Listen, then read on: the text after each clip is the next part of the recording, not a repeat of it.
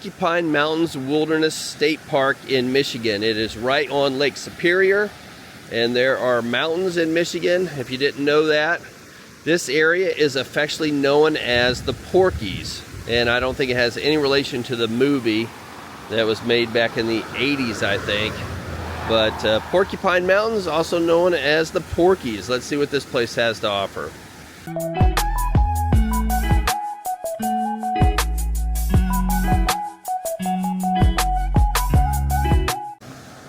And there is the Winnebago, parked here right along the lake shore. Our first stop in Porcupine Mountains was Lake of the Clouds. Surrounded by a silhouette of the ancient Porcupine Mountains, Lake of the Clouds is a blue gem among the thick forest. In late spring and summer, the valley below is bathed in emerald green of old-growth forest, and in the fall, this area becomes a fiery palette of oranges, yellows, and reds. Lake of the Clouds is the most photographed feature in all of Porcupine Mountain Wilderness State Park and is one of the most photographed areas in the entire Upper Peninsula of Michigan. We're getting ready to do a trail. And I don't know, we'll figure out which trail we're going to do here in just a little bit. Porcupine Mountains Wilderness State Park, often referred to as the Porkies, is a hiker's paradise in Michigan's Upper Peninsula. With its rugged terrain, breathtaking views, and diverse ecosystems, the park offers a variety of hiking experiences for all levels. And this area is beautiful. There is over 60,000 acres, and there are over 90 miles of hiking trails.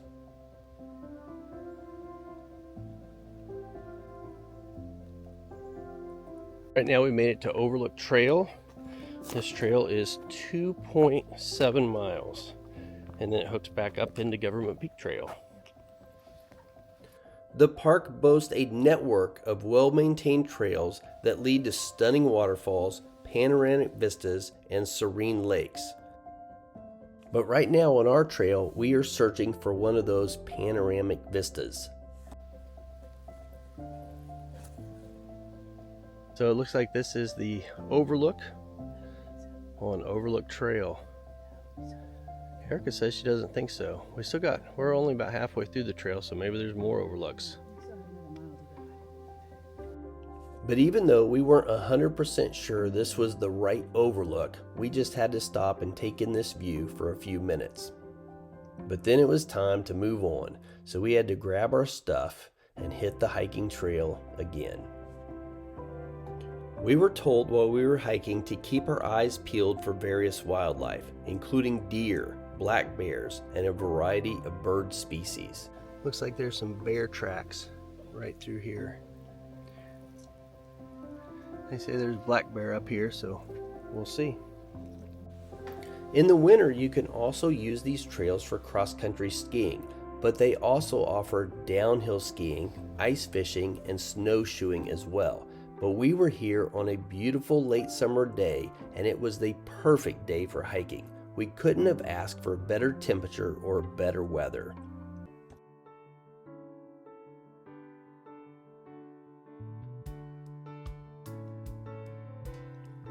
This area is rich in Native American history, and evidence of their presence, including ancient burial sites and artifacts, has been found throughout the park. In the 17th and 18th century, this region played a significant role in the fur trade. French explorers and traders were among the first Europeans to visit this area, followed by British fur traders.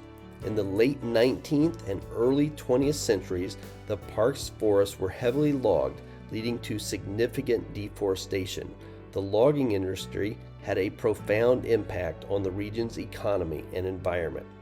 Recognizing the importance of preserving the Porcupine Mountains, conservationists began advocating for the creation of a state park in the early 20th century. And in 1945, the Porcupine Mountains Wilderness State Park was officially established, protecting a significant portion of the region's natural beauty.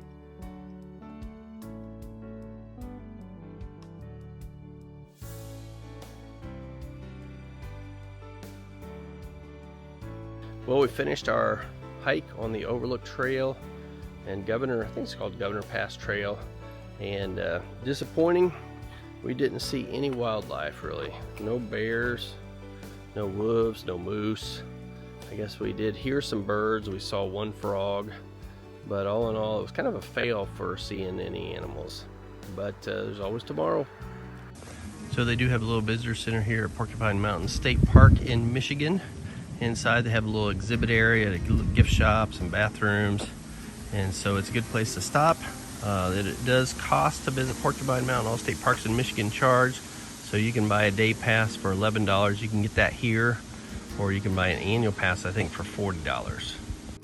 And here are some of the exhibits that we saw inside the visitor center, and this is the only black bear that I saw while we were here at Porcupine Mountains.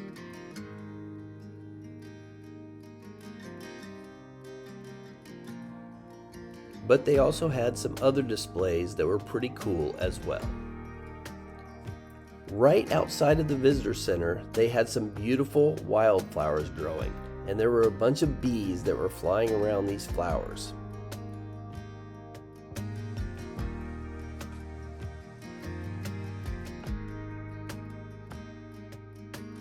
Now we're getting ready to do Lake Superior Trail. This trail is about 19 miles, I think. We're not doing all of that. No way.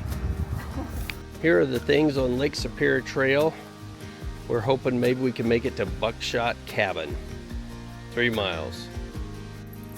Pretty little area through Lake Superior Trail. This trail passes through a variety of habitats, including dense forest, rocky cliffs, and sandy beaches.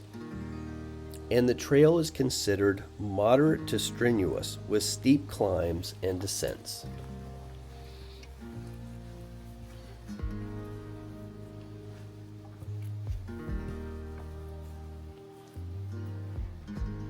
The last trails we were on had tons of roots everywhere.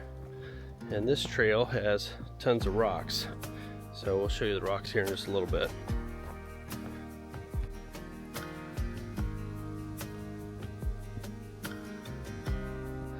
Standing on a little overlook, looking over Lake Superior. Thing is huge. Looks more like an ocean than a lake. Largest freshwater lake in the world. As we keep going, the trail is still pretty rocky. Lots of little rocks everywhere. Probably medium-sized rocks, I'd call them. I'd say we're coming upon a bigger rock. Still part of the trail.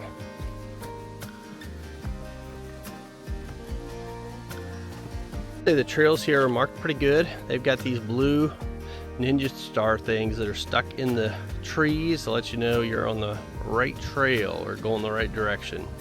I think it's definitely getting even rockier now. The rocks aren't super slick, but they are movable, so they move underneath your feet. We're at another little overlook, standing on top of a big boulder, looking out at Lake Superior. Been walking for almost 2 miles, and we came upon this bench out in the middle of nowhere. And this is the view that the bench is looking at, so not a great view, but we got to keep going. While we were walking on this trail, we met another couple who was doing a through hike. They were hiking all the way to Saxton Harbor, and they had tents and sleeping bags, and they were going to take a few days and journey there on Lake Superior Trail.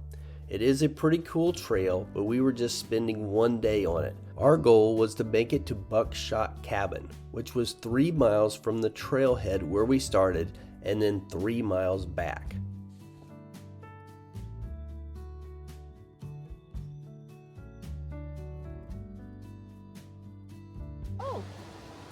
Buckshot Cabin, half a mile. Or we could go to Lake Superior, just a quarter of a mile. Well, we made it to Buckshot Cabin. We'll take a look in here, see what this is. Lake Superior is just over there in the distance. Got a nice little fire ring here.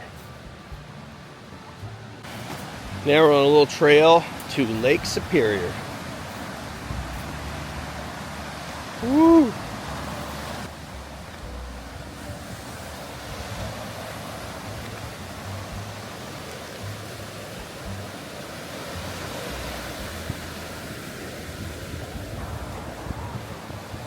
So we took a little time on the shore of Lake Superior to kind of walk around on these rocks and eventually climb up on some boulders, and it was kind of fun. The waves were a little bit higher than we had seen on Lake Superior earlier, and so we just had a great time on the shore of Lake Superior.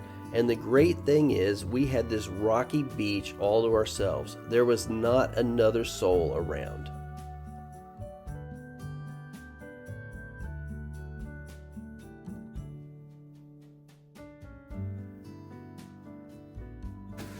Beautiful Lake Superior shoreline. This area is pretty rocky. We've driven by some parts that have sandy beaches. This is a rocky area.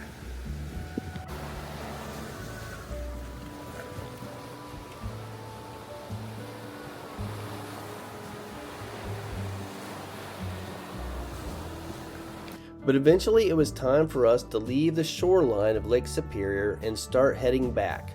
So I headed through this little narrow path and headed back toward Buckshot Cabin. I wanted to take a look inside the cabin and see what they had in there, but unfortunately the cabin was all locked up. There was no way to get in. I was hoping that this was a place that people that were doing through hikes could come and stay and spend the night and get out of the elements, but that doesn't look like it was the case.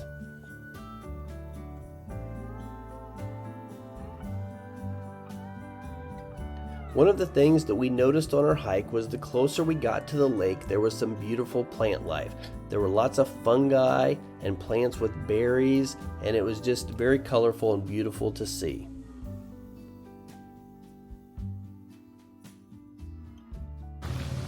Well, we just finished Lake Superior Trail. In case you were worried, we made it. We're heading back to the Winnebago now.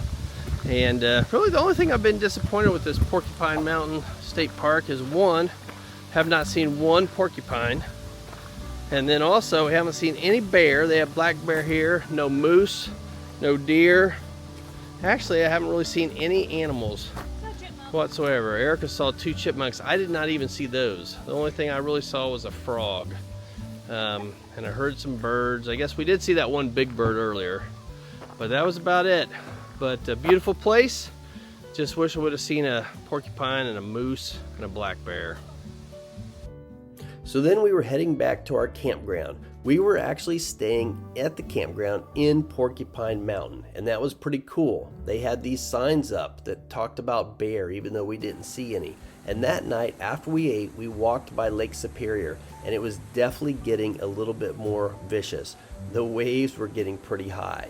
So we're going to have a good night's sleep, and then tomorrow we're going to head to Copper Falls and then to Duluth, Minnesota. So stay tuned, you won't want to miss that video. And if you haven't subscribed to our channel yet, please hit that subscribe button. And if you've been to the Porkies, leave a comment below and tell us what your favorite trail is and what you like to do here the most.